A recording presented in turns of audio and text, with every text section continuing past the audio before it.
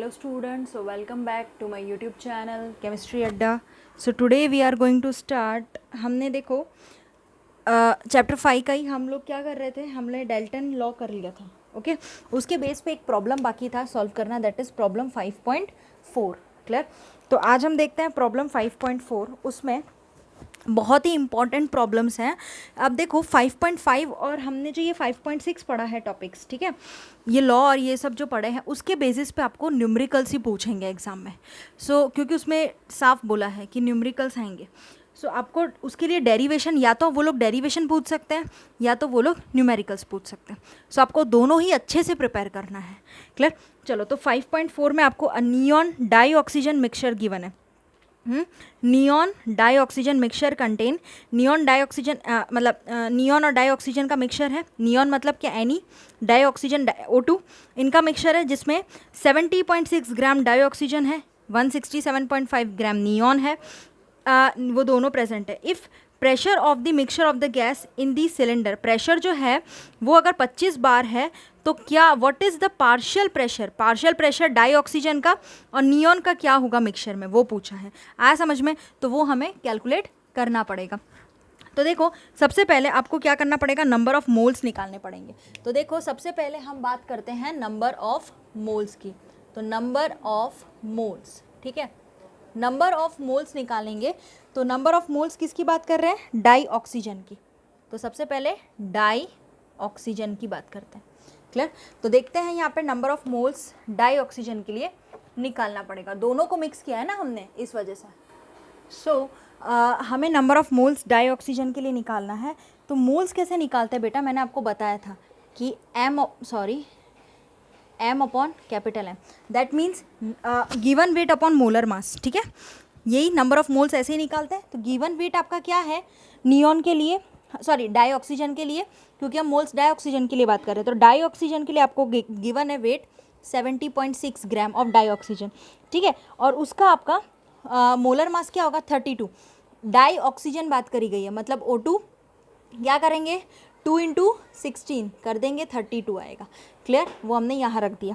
Okay, अब उसके बाद इसको सॉल्व करने बैठोगे आप तो 2.21 मोल आएगा आपका आंसर. क्लियर. अब वैसे ही आप नंबर ऑफ़ मोल्स निकाल लो. किसके लिए, number of moles of neon के लिए. ठीक है, तो नियॉन के लिए आपका वेट कितना गिवन है, 167.5 ग्राम. और मोलर मास क्या होता है, नियॉन मतलब कितना होता है आपका, यस नियॉन के लिए बोला है तो 10, नियॉन मतलब 10 होता है ना, उसका डबल करो तो 20 होगा.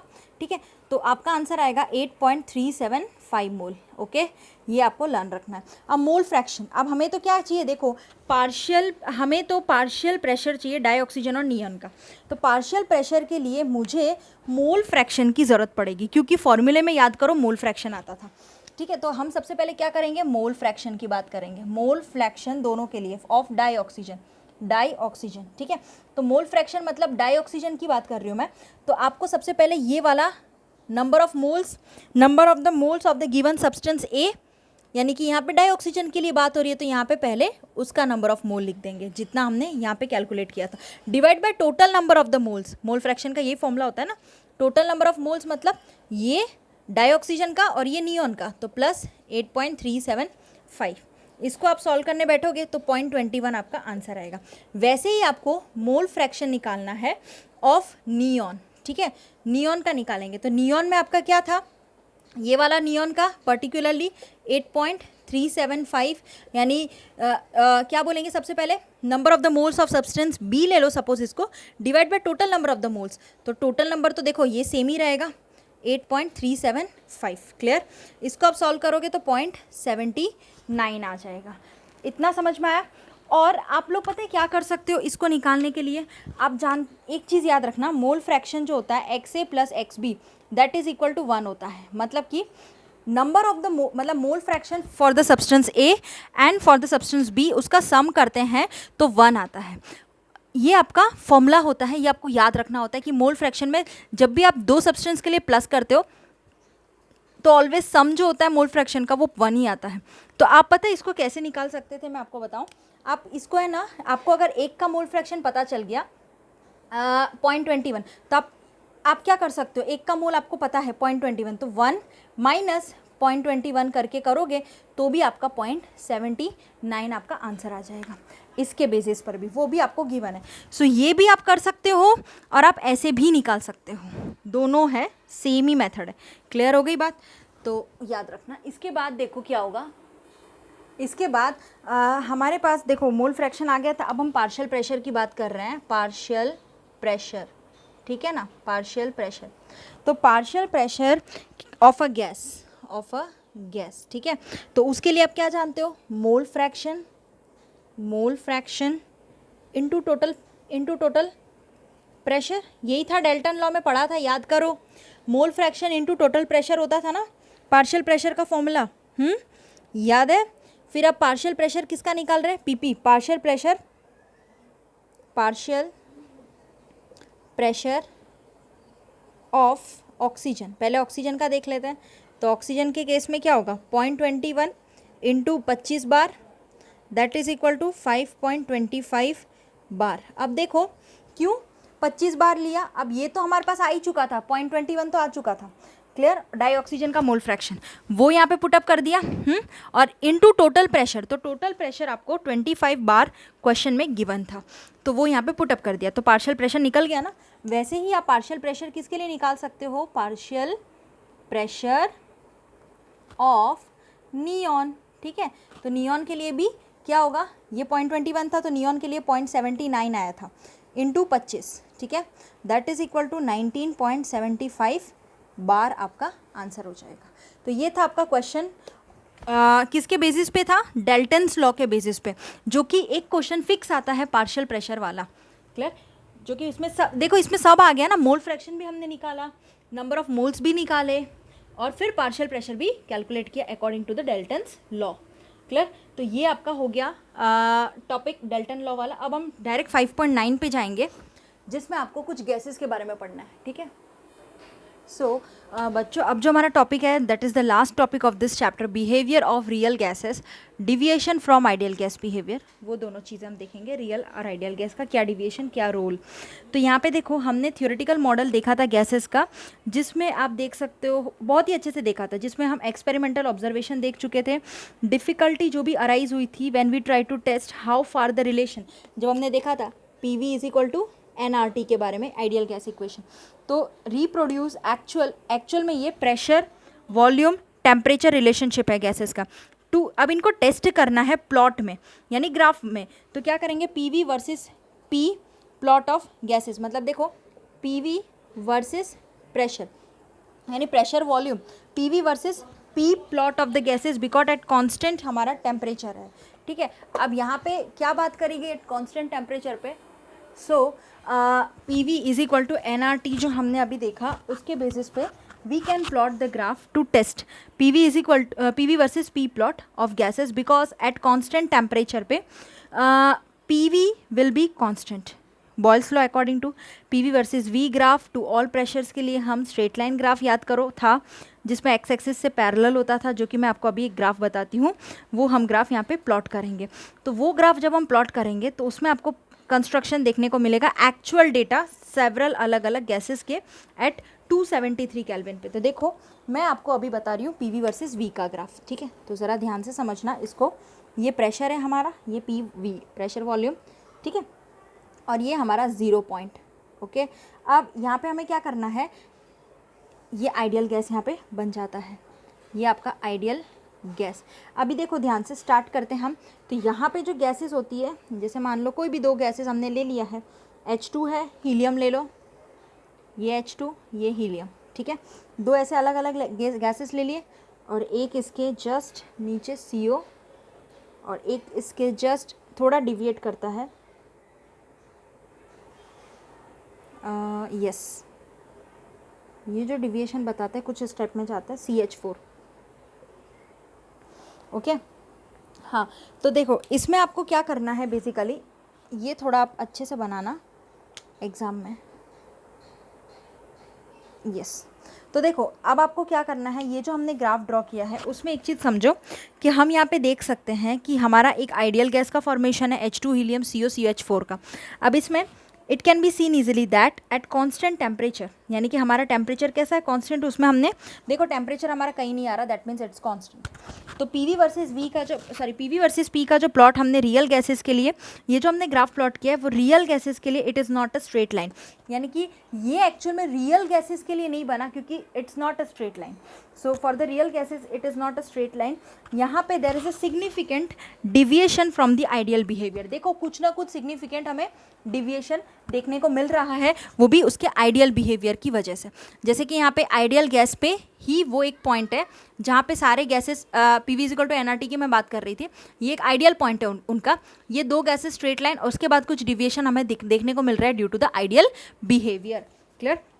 तो there is a significant deviation from the ideal behaviour. इसमें देखो दो टाइप के कर्व आपको देखने को मिल रहे हैं। अब in the curve for di hydrogen और हीलियम, देखो डाई हाइड्रोजन और हीलियम यानी ये वाले दो कर्व देखो आप, ये दोनों, इसमें आपको क्या पता चलेगा, इसमें आप देख सकते हो कि एट जैसे जैसे प्रेशर इंक्रीज कर रहा है the value of PV also increases. यानी कि जैसे जैसे इन दोनों के ग्राफ में आप देख सकते हो जैसे जैसे प्रेशर बढ़ रहा है तो पीवी का ग्राफ भी कैसा हो रहा है, बढ़ता जा रहा है। दैट मीन्स ये भी देखो ये दो ग्राफ आपके कैसे हो रहे हैं, बढ़ रहे हैं। क्लियर? ओके अब उसके बाद ये सेकंड टाइप ऑफ प्लॉट आप देख सकते हो जिसमें हमने दूसरे गैसेस की बात करी गई है, अदर गैसेस, जैसे कि कार्बन मोनोऑक्साइड और मीथेन। ये रहे देखो सेकंड स्लॉट है कार्बन मोनोऑक्साइड और मीथेन। ओके कार्बन मोनोऑक्साइड और मीथेन की बात है। अब इस प्लॉट में first there is a negative deviation from the ideal behaviour. अब देखो आइडियल गैस के नीचे आया, दैट मीन्स नेगेटिव बिहेवियर चालू हो गया।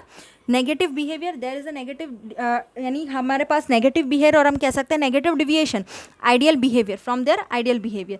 तो इसमें आप देख सकते हो कि जो पीवी वैल्यू डिक्रीज कर जाएगी with increase in the pressure. आप देखो प्रेशर बढ़ा रहे हो, आप ऐसे ऐसे जा रहे हो ना, तो प्रेशर बढ़ रहा है लेकिन आपकी जो पीवी की जो वैल्यू है ऐसे ऐसे जाने की बजाय वो क्या हो रही है, डिक्रीज कर रही है। समझ में आ रहा है? ये देखो डिक्रीज कर रही है। तो यहाँ पे ये कैसा बिहेवियर शो कर रहा है, ये आपको नेगेटिव बिहेवियर दे रहा है। समझे आप लोग? ठीक है, ये आप ध्यान रखो। तो इसमें देखो कुछ ऐसे गैसेस थे जो कि स्ट्रेट लाइन थे आइडियल गैस के फॉर्मेशन में, ठीक है, और कुछ ऐसे नेगेटिव है due to ideal behaviour from their ideal behaviour. तो ये चीज़ आपको ध्यान रखना है। उसमें भी पीवी की वैल्यू यहाँ पे इसमें क्या था, ये दो ग्राफ में पी इंक्रीजेस पीवी इंक्रीजेस, लेकिन इसमें ये COCH4 में क्या हुआ, पी इंक्रीजेस लेकिन पीवी डिक्रीज कर रहा है, negative behaviour. Okay so the PV value decrease with increase in the pressure. और उसके बाद जैसे जैसे प्रेशर बढ़ रहा है तो क्या हो रहा है, पीवी वैल्यू क्या हो रही है, डिक्रीज कर रही है and reaches to a minimum value character of a gas, यानी कि एक मिनिमम वैल्यू पे पहुंच जाती है ना। तो ये बात हम इस ग्राफ से देख सकते हैं। आफ्टर दैट हम ये कह सकते हैं कि पीवी की जो वैल्यू स्टार्ट इंक्रीजिंग, बाद में देखो ये धीरे धीरे डिक्रीज होती है, डिक्रीज होगी और एक पॉइंट ऐसा आएगा जहाँ पे ये आइडियल को टच करेगी, आइडियल बिहेवियर पहुंचने के बाद वो पीवी की वैल्यू बढ़ जाती है, धीरे धीरे इंक्रीज होती है। समझे तुम लोग? तो ये याद रखना कि तब जाके पीवी वैल्यू स्टार्ट इंक्रीजिंग। और ये जो कर्व है then crosses the line for the ideal gas, यानी कि ये वाला ये लाइन आइडियल गैस को जो क्रॉस कर रही है, ठीक है, ये जो line that cross the line for ideal gases and after that show positive deviation continuously. यहाँ तक देखो, यहाँ तक वो क्या शो कर रही थी बेटा, यहाँ तक यानी ये वाली लाइन तक ये नेगेटिव डिविएशन शो कर रहा था, लेकिन आफ्टर दैट इसके बाद कैसा पॉजिटिव डिविएशन शो करेगा।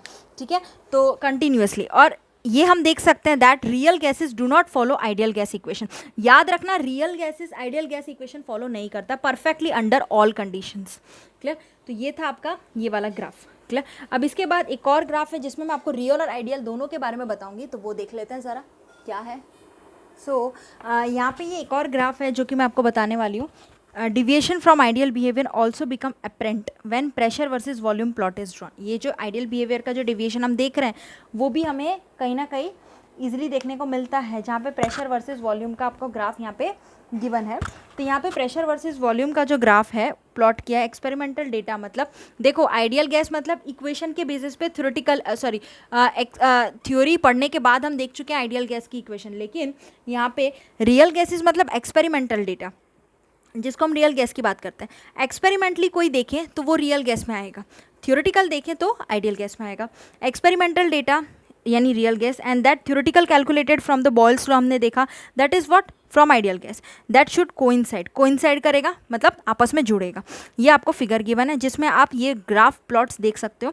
इसमें आप देखो कि it's apparent that at very high pressure the measured volume is more than the calculated volume. देखो जैसे जैसे मैंने यहाँ पे क्या किया, प्रेशर को बढ़ाया है ना, एट वेरी, अगर मान लो एकदम हाई प्रेशर है, एट वेरी हाई प्रेशर, तो यहाँ पे जो मेजर्ड वॉल्यूम है वो ज़्यादा देखने को मिल रहा है देन कैलकुलेटेड वॉल्यूम. आया समझ में? तो दैट मीन्स मेजर और कैलकुलेटेड कौन सा होगा, यानी कि एक्सपेरिमेंट से किया होगा और थ्योरेटिकल बेसिस पे होगा. ठीक है, मेजर एंड कैलकुलेटेड. तो दोनों आप प्रेशर क्या कर रहे हो, हाई प्रेशर रख रहे हो तो मेजर वॉल्यूम ज़्यादा होगा देन कैलकुलेटेड वॉल्यूम. और लो प्रेशर पे क्या होगा, मेजर एंड कैलकुलेटेड वॉल्यूम एक दूसरे को अप्रोच कर जाएंगे, यानी एक दूसरे को टच, अप्रोच यानी एक दूसरे को पहुंच जाएंगे, एक दूसरे को इस पॉइंट पे टच करेंगे, अप्रोच कर जाएंगे. सो लो प्रेशर पे ये मेजर एंड कैलकुलेटेड वॉल्यूम्स क्या होंगे, अप्रोच ईच अदर.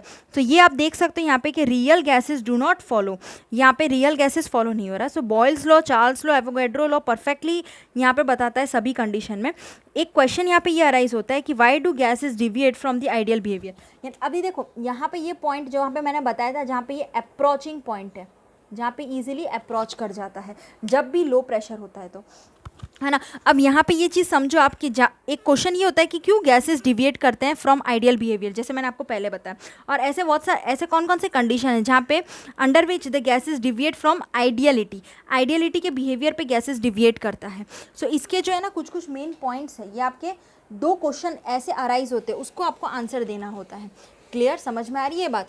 तो उसको आप कैसे आंसर दोगे, तो एक चीज़ समझो आप लोग कि देखो पहला क्वेश्चन ये था why do gases deviate from the ideal behaviour, और दूसरा ये था what are the condition under which gases deviate from ideality.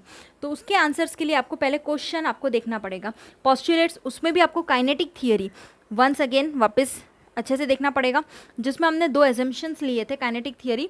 तो उसमें देखो there is no force of attraction between the molecule of gases, कोई फोर्स ऑफ अट्रैक्शन प्रेजेंट नहीं होता between 2 molecule of gases. And volume of the molecule of the gas, जो भी gas का volume होता है इज़ नेग्लेजिबल होता है, स्मॉल होता है in comparison to the space occupied by the gas, जो भी स्पेस में ऑक्यूपाई होता है. तो ये चीज़ ध्यान रखो.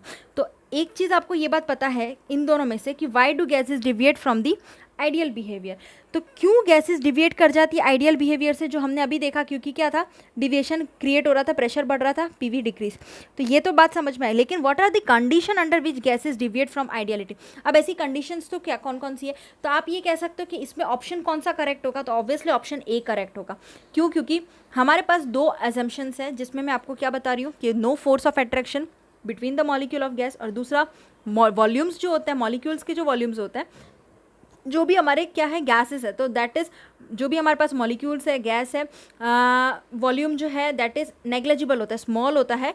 अगर मैं स्पेस के कंपेयर में करूँ तो ऑब्वियसली स्मॉल नेग्लेजिबल होगा, क्योंकि स्पेस ज़्यादा ऑक्यूपाई कर लेता है एज़ कम्पेयर टू वॉल्यूम. ठीक है, जो स्पेस में नहीं होता, समझ रहे हो. तो दैट मीन्स हम ये कह सकते हैं एजम्पशन ए जो हमारा करेक्ट है. इसमें क्या होता है, गैस विल नेवर लिक्विफाई. यानी कि पहले पॉइंट की बात करूँ कि why do gases deviate from the ideal behaviour, तो क्यों गैसेस डिविएट कर जाती है आइडियल बिहेवियर के बाद, तो ये आइडियल पीवीएनआरटी के बाद क्यों गैस डिविएट करती है, बिकॉज ये इसमें गैस लिक्विफाई नहीं करती, कभी भी डिविएट करती लेकिन लिक्विफाई नहीं करती, इस वजह से ए करेक्ट है. However we know that gases do liquefy when cooled and compressed. Gases कब लिक्विफाई होती है, जब उसको हम कूल कराते हैं, कंप्रेस्ड कराते हैं, तभी क्या होता है, गैसेस लिक्विफाई हो जाती है. तो क्या होगा, ऑल्सो लिक्विड्स जो कि फॉर्म्ड होते हैं बहुत ही डिफिकल्ट होता है उनको कंप्रेस करना. This means that force of repulsion are powerful enough, उसमें फोर्स ऑफ रिपल्शन बहुत ही ज़्यादा इनफ पावरफुल है ताकि वो स्क्वैशिंग को क्या प्रिवेंट कर सके. मॉलिक्यूल्स में टाइनी वॉल्यूम में प्रेजेंट होता है ना, ऐसा. और एजम्पशन बी जो है, जैसे बी क्या पूछा था, कंडीशंस पूछी थी ना, under which gases deviate from ideality, तो जो बी है वो करेक्ट इसके बेसिस पे होगा, जिसमें प्रेशर वर्सेस वॉल्यूम का ग्राफ हमने अभी देखा, experimental data real gas and that of the theoretical calculated Boyle law ideal gas, sorry yes ideal gas. यानी ये जो हमने 2 गैसेस देखे जिसमें हमने रियल और आइडियल गैस की बात करी थी, कोइंसाइड कर रहा था, उसमें ये कंडीशंस अप्लाई कर सकते हैं, जिसमें यहाँ पे क्या बोला था कि फोर्स ऑफ अट्रैक्शन वाला जो मैंने आपको पहला कंडीशन बताया, वॉल्यूम ऑफ गैस वाला दूसरा कंडीशन बताया, is small negligible in compare to space. तो ये 2 कंडीशंस एप्लीकेबल होती है इस ग्राफ के लिए, प्रेशर वर्सेज वॉल्यूम के लिए. समझ में आया. तो यहाँ पे ये पूछ सकते हैं, क्वेश्चन बहुत ही इंपॉर्टेंट आएगा, that is real gases show deviation from ideal gas law. Obviously real gases क्या शो करते हैं, डिविएशन शो करते हैं। तो ये याद रखो, real gases shows what, deviation, deviation from ideal gas law. तो ये याद रखो, real gases shows deviation from ideal gas law because, क्यों, molecule interact with each other, क्यों, बिकॉज मॉलिक्यूल्स जो होते हैं ना वो आपस में क्या होते हैं, इंटरेक्ट कर जाते हैं। मॉलिक्यूल इंटरेक्ट, अब आपस में इंटरेक्ट करते हैं तो क्या होगा, उतना ही ज़्यादा रियल गैसेस क्या करेगा, डिविएशन शो करेगा। ठीक है, एज कम्पेयर आइडियल तो क्या होता है, हमारे बॉयल्स लॉ, चार्ल्स लॉ, इन सब से आया। तो रियल गैसेस को उसके लिए कोई दिक्कत नहीं है, लेकिन क्या है कि हमारे जो मॉलिक्यूल्स आपस में जितने इंटरेक्ट होंगे उतना रियल गैसेस डिविएशन शो करेगा, ये याद रखो। तो because molecule interact with each other. ठीक है, ये कंडीशन हुई। अब उसके बाद आप देख सकते हो कि हाई प्रेशर कर दे तो molecule of gases are very close to each other. आप एकदम प्रेशर हाई बढ़ा दोगे तो आपस में एक दूसरे के क्या होंगे, एकदम नज़दीक आ जाएंगे। तो मॉलिक्यूल्स क्या होंगे, दैट मीन्स मॉलिक्यूल्स जो होंगे आपस में, आप प्रेशर एकदम हाई कर दो तो मॉलिक्यूल्स क्या होंगे, आपस में एक दूसरे के बहुत ही क्लोज आ जाएंगे। Molecules are very close. ठीक है, वो लिख सकते हो आप लोग। और उसके बाद क्या कर सकते हैं, देखो, हाई प्रेशर पे molecule of gases are very close to each other. अब मॉलिक्यूल इंटरैक्शन स्टार्ट ऑपरेटिंग, दोनों स्टार्ट हो जाएगा, मॉलिक्यूल का इंटरैक्शन, मॉलिक्यूल इंटरैक्शन स्टार्ट हो गया। अब हाई प्रेशर पे molecule do not strike the wall of the container. अब इतना हाई प्रेशर है तो मॉलिक्यूल कोई कंटेनर के वॉल को स्ट्राइक नहीं करेगा। मान लो एक क्लोज कंटेनर हमने रखा है तो उसमें अगर प्रेशर हाई बढ़ा देते हो तो मॉलिक्यूल दैट डू नॉट इतना इंटरेक्ट नहीं करता, कि दैट मीन्स के molecule do not strike the walls of the container, यानी कि कंटेनर के वॉल्स तक नहीं पहुंच पाएगा। इंटरेक्ट करते हैं लेकिन एक आपस में। ठीक है, तो इट डू नॉट स्ट्राइक नहीं करेगा, किस कंटेनर के वॉल तक को टच नहीं करेगा। So with the full impact because they are dragged back by other molecule, क्योंकि पता है वो लोग एक दूसरे के साथ ड्रैगली बैक, मतलब आपस में कनेक्टेड होता है मॉलिक्यूलर अट्रैक्टिव फोर्स की वजह से। तो आपस में इतने कनेक्टेड होते हैं जिसकी वजह से वॉल वो स्ट्राइक नहीं कर पाते, नहीं वॉल को स्ट्राइक कर पाते, टच कर पाते, इतना भी नहीं उनमें फोर्स ऑफ अट्रैक्शन होता है। सो ये चीज़ ध्यान रखना। ये इस अफेक्ट की वजह से क्या होता है, प्रेशर जो एग्जर्ट होता है मॉलिक्यूल पे, मतलब जो walls, due to the walls of the container, तो ये जो प्रेशर एग्जर्ट करता है गैस वो कम होता है, लोअर होता है then the pressure exerted by the ideal gases. तो उसके लिए आपको एक इक्वेशन है जो आपको बहुत ही इंपॉर्टेंट है, वो याद रखना है, P ideal that is equal to P real plus AN² upon V²। यानी कि पी आइडियल के लिए कौन सा, ये ऑब्जर्व्ड वैल्यू के लिए है, ये कौन सा है, ऑब्जर्व्ड वैल्यू। ठीक है, ये कौन सा है, ये ऑब्जर्व्ड प्रेशर के लिए ये P है ना। तो P रियल मतलब ऑब्जर्व्ड प्रेशर जो हमने देखा, और AN² बाई V² ये है आपका करेक्शन टर्म। याद रखो, अभी करेक्शन टर्म में आगे आपको बताऊंगी इसके बारे में क्या चीज़ है। यहाँ पे A आपका कांस्टेंट है, ये क्या है आपका, A क्या है, कांस्टेंट। ठीक है, A आपका कांस्टेंट टर्म है, क्लियर। तो अभी इसमें इतना देखते हैं हम लोग, इसके बाद अभी जो रियल और आइडियल गैसेस का है वो मैं आपको बताती हूँ। मैंने आपको अभी इक्वेशन जो बताई थी उसमें देखो, repulsive forces also become significant, repulsive forces भी सिग्निफिकेंट हो जाते हैं, जो हमें देखने को मिलता है। रिपल्सिव इंटरेक्शन जो हम देख सकते हैं वो शॉर्ट रेंज इंटरेक्शन होते हैं, सिग्निफिकेंट होते हैं जब क्या होता है, मॉलिक्यूल आपस में कांटेक्ट में होते हैं। तो this is what situation high pressure की है। यहाँ पे रिपल्सिव फोर्सेस जो है वो क्या होता है, मॉलिक्यूल्स को कॉज करके that behave as what, smally behave करते हैं, और देखो, एक तो बिहेव ऐसे एकदम स्मॉल करते हैं ताकि क्या होता है, इम्पेनिट्रेबल स्फीयर होते हैं उनके, ये बात पता चल गई। अब इजीली पेनिट्रेट नहीं कर पाएंगे क्योंकि एकदम स्मॉल होते हैं। तो ये रिपल्सिव कॉज की वजह से ही molecule behave as small but impenetrable होते हैं।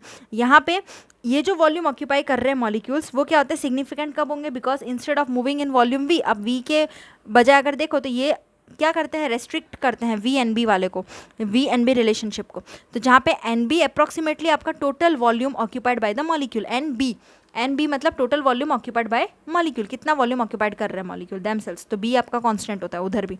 तो अगर मैं यहाँ पे उस इक्वेशन के बारे में आपको बताऊँ तो एक और इक्वेशन आती है जिसको हम कहते हैं P plus AN² upon V square V minus N B is equal to N R T. Most important equation है ये इक्वेशन मोस्ट इंपॉर्टेंट है, जिसमें आपको क्या देखना है, ये इक्वेशन को हम क्या बोलते हैं, वैन डर वाल्स इक्वेशन। क्या बोलते हैं इसको हम, वैन डर वाल्स इक्वेशन। आपको ये 1 मार्क में कंफर्म आता है कि वैन डर वाल इक्वेशन क्या होता है। देखो p plus A N square by V square bracket में v minus N B is equal to N R T. ये आप टर्म जानते हो, p pressure, a constant, n number of moles, v volume that nb मतलब क्या है मैंने आपको अभी बता दिया, that is total volume occupied by molecule themselves, खुद जो ऑक्यूपाई करते हैं वो। तो इसी इक्वेशन को हम क्या बोलते हैं, वैन डर वाल्स इक्वेशन कहते हैं। 1 मार्क में कंफर्म आएगा। अब इस इक्वेशन के अंदर n मतलब number of moles of the gases, A B आपका कांस्टेंट है। ये देखो a और b जो भी आ रहा है, N B V minus N B आप साथ में ले लो तो भी चलेगा, एन बी साथ में नहीं लेगो तो फिर अलग से लोगे तो क्या होगा, बी आपका कांस्टेंट है, यानी एन मतलब नंबर ऑफ मोल्स ले लो, constant A B are call what, van der Waal constant. इसको हम ए बी को हम वैन डर वाल कांस्टेंट भी कहते हैं, ए बी को हम क्या बोलते हैं, वैन डर वाल यस कांस्टेंट भी कहते हैं। याद रखना, इस ए बी की बात कर रही हूँ मैं, क्लियर, ओके। आप साथ में लोगे एन बी तो वो चीज़ अलग होगी, दैट मीन्स ये साथ में पूरा v माइनस एन बी, उसको हम बोलते हैं that is approximately what, total volume occupied bye molecules, clear. तो ये याद रखना, इसमें सारे टर्म्स आपको बता, अगर मैं वैन डर वाल पूछूं तो आपको इक्वेशन के साथ सारे टर्म भी आपको एक्सप्लेन करने पड़ेंगे, ओके। तो यहाँ पे ये कांस्टेंट पता चल गया, और उसकी वैल्यू किस पे डिपेंड करती है, कैरेक्टरिस्टिक्स जो गैस की होगी, जितने भी गैस की अलग अलग कैरेक्टरिस्टिक्स होती है ना, तो एक ही वैल्यू जैसे मैं बात करूँ तो वो मेजर किया जा सकता है, उसका मैग्नीट्यूड, उसका इंटरमॉलिक्यूलर फोर्स, उसका विद इन गैस में ही, जो कि इंडिपेंडेंट होता है ना टेम्परेचर और प्रेशर से, तो कोई दिक्कत नहीं है। अब यहाँ पे अगर बहुत ही लो टेम्परेचर आप रखते हो तो इंटरमॉलिक्यूलर फोर्सेस सिग्निफिकेंट होगा लो प्रेशर पे, सॉरी लो टेम्परेचर पे, ठीक है। तो अब इसमें क्या है, जैसे जैसे मॉलिक्यूल ट्रैवल करते हैं लो एवरेज स्पीड से, तो क्या होता है, this can be captured by one another due to attractive force. अगर स्लोली एवरेज स्पीड पे ट्रैवल करेंगे सारे के सारे मॉलिक्यूल, तो कैप्चर होने के चांसेस हैं एक दूसरे के साथ, तो due to what, attractive forces की वजह से। अब यहाँ पे जो ये real gas ideal behaviour show करेगा, जिसमें कि कंडीशन होगी क्या, टेम्परेचर की, प्रेशर की, इस टाइप में, that intermolecular forces are practically negligible. Intermolecular जो इंटरैक्ट करने की पॉसिबिलिटी नेग्लिजिबल होगी, सो इंटरमॉलिक्यूलर फोर्स उसमें आता ही नहीं है, नेग्लिजिबल। यहाँ पे जो real gas ideal behaviour show करेंगे जब प्रेशर अप्रोच इज जीरो, बहुत ही इंपॉर्टेंट पॉइंट यहाँ पे आ रहा है, ये याद रखो कि जब भी द रियल गैस क्या बोला मैंने, शो आइडियल बिहेवियर, जब real gas ideal behaviour show करता है, ठीक है, कब शो करेगा, जब रियल गैस आइडियल बिहेवियर तभी शो करेगा व्हेन प्रेशर, जब प्रेशर जो होगा वो क्या होगा, जब प्रेशर अप्रोचेस व्हाट, ज़ीरो, जब भी प्रेशर ज़ीरो अप्रोच कर लेता है तब real gas ideal behaviour show करता है। मोस्ट इंपॉर्टेंट टॉपिक और मोस्ट इंपॉर्टेंट पॉइंट, यहाँ पे द डिविएशन जो हो रहा है फ्रॉम आइडियल बिहेवियर का, उसको हम मेजर कर सकते हैं। ये जो डिविएशन हो रहा है ये जो आइडियल बिहेवियर में जो डिविएशन हो रहा है, that can be measure in terms of compressibility factor. एक टर्म आता है जिसको हम बोलते हैं कंप्रेसिबिलिटी फैक्टर, जिसको हम Z से डिनोट करते हैं, है ना। तो इन terms of Z which is the ratio of the product, ये किसका होता है, रेशियो होता है किसका, प्रोडक्ट PV एंड NRT। तो Z का फॉर्मूला याद रखना क्या होता है, PV अपॉन NRT, ठीक है, ये फॉर्मूला होता है। दैट मीन्स मैंने आपको अभी बताया रेशियो होता है product of what, PV upon NRT, clear. अब आइडियल गैस के लिए आप याद रखना, Z आइडियल गैस के लिए क्या होता है, आइडियल गैस के लिए Z की वैल्यू होती है 1, क्लियर है ना। Z मतलब ये क्या है, रेशियो है, और Z की वैल्यू आइडियल गैस के लिए 1 होती है किसी भी ऑल टेम्परेचर एंड प्रेशर पे, बिकॉज आप जानते हो 1 मतलब PV is equal to NRT, ideal gas पे PV NRT हो जाते हैं। तो ग्राफ अगर मैं Z वर्सेस P का देखूं तो वो क्या होता है, स्ट्रेट लाइन ग्राफ आती है, ठीक है। यहाँ पे अगर मैं ग्राफ बना के बताऊँ Z वर्सेस P का, तो इस टाइप में आपको स्ट्रेट लाइन ग्राफ मिलेगी। आया समझ में, क्योंकि ये क्या है, आइडियल गैस इक्वेशन है, ओके। सो यहाँ पे जो आइडियल गैस का जो मैं बात कर रही हूँ, जैसे कि यहाँ पे Z is equal to PV upon NRT की बात करी गई थी, तो उसमें Z की वैल्यू 1 कब होगी, जब PV is equal to NRT की बात होगी, ये बात पता चल गई। और इसके बेसिस पे जो एक ग्राफ जो है वो मैं आपको नेक्स्ट वीडियो में बताऊंगी। बिकॉज आप अभी तक इतना याद रखो कि ये जो इक्वेशन थी वहाँ तक आप पढ़ लेना। कंप्रेसिबिलिटी फैक्टर क्या होता है, जो जिसको हम क्या बोलते हैं, जो डिविएशन में काम आता है, जो Z जिसे हम कहते हैं कंप्रेसिबिलिटी फैक्टर PV/nRT, वो देखा। ये पूरा 5.9 का ग्राफ्स अलग अलग ग्राफ देखा। और थोड़ा सा टॉपिक हमारा लेफ्ट हो गया है, वो मैं आपको बाद में कराऊंगी वाया जूम और वीडियो, जैसा भी होगा। क्लियर? सो आपको यहाँ तक कंप्लीट कर लेना है। इसके बाद हम चैप्टर थर्मोडायनेमिक्स स्टार्ट करेंगे। So if you like this video then please like share and subscribe करना मत भूलिएगा। शेयर ज़्यादा से ज़्यादा कीजिए। कोई भी डाउट हो तो मुझसे पूछना। Thank you so much students.